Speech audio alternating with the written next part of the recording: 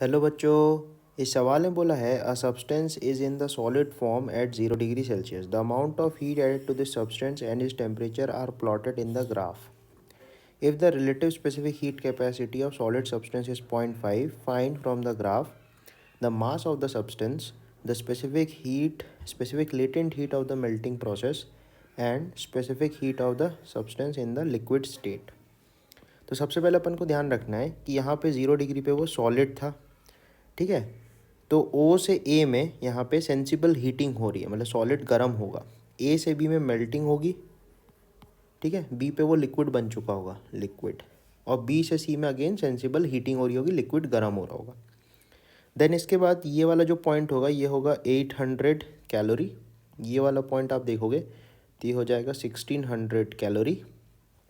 और ये आखिरी वाला पॉइंट दिया है 2160 कैलोरी, ठीक है।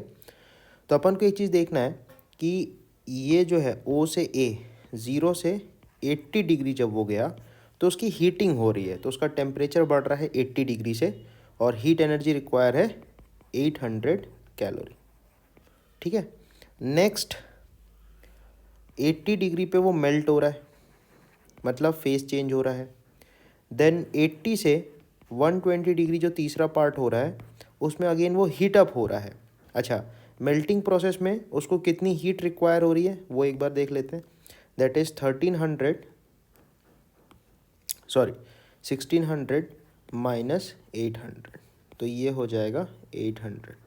तो यहाँ पे 800 कैलोरी की रिक्वायरमेंट है मेल्ट होने के लिए। फिर वो अगेन जब हीट अप हो रहा है लिक्विड फॉर्म में, तो 2160 माइनस 1600, तो ये आ जाएगा 560 कैलोरी, ठीक है। इतना हीट का यहाँ पे लेन देन एक्चुअली चल रहा है। तो अगर अपन फर्स्ट प्रोसेस में देखें, फर्स्ट प्रोसेस में तो नॉर्मली हीटिंग हो रही है, तो Q बराबर M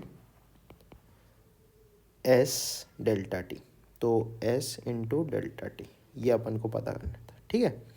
अच्छा, इसका स्पेसिफिक हीट कैपेसिटी रिलेटिव में दिया है 0.5।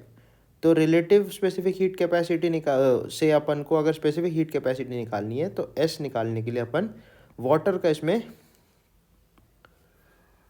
इसमें मल्टीप्लाई अपन कर देते हैं, ठीक है।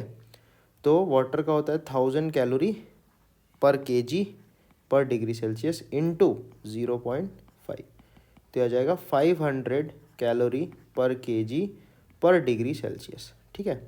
तो 800 इक्वल्स m इंटू 500 इंटू 80, तो m आ जाता है पहले क्वेश्चन का आंसर 800 डिवाइडेड बाई 80 इंटू 500, तो यहाँ से m आएगा 0.02 kg। तो ये हो गया फर्स्ट पार्ट का अपना आंसर कि मास ऑफ द सब्सटेंस निकालना है। देन सेकेंड पार्ट में उसने अपन से पूछा है कि specific latent heat of melting process. तो लेटेंट हीट निकालने के लिए अपन को कितना हीट एनर्जी का लेन देन हो रहा है वहाँ पे 800, ठीक है। तो 800 बराबर ml, 0.02 इंटू एल, तो यहाँ से L निकल के आएगी 40,000 कैलोरी पर केजी, ठीक है।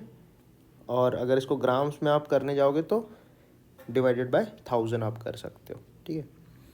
थर्ड पार्ट में अपन को पूछा है specific heat of the substance in liquid state. तो लिक्विड स्टेट में उसका टेम्परेचर बदल रहा है 80 से 120, ठीक है। तो कितनी एनर्जी रिक्वायर हो रही है 560, तो अपन लिखेंगे 560 बराबर m s liquid into delta T, 120 minus 80। तो यहाँ से S लिक्विड आप निकालोगे तो ये आएगी 560 अपॉन 0.02 इंटू 40, ठीक है। तो यहाँ से आप S लिक्विड की वैल्यू जब कैलकुलेट करोगे तो ये निकल के आएगी 700 कैलोरीज पर केजी पर डिग्री सेल्सियस, ठीक है। तो ये अपने तीनों आंसर्स अपन को मिल गए, ठीक है। थैंक यू बच्चों।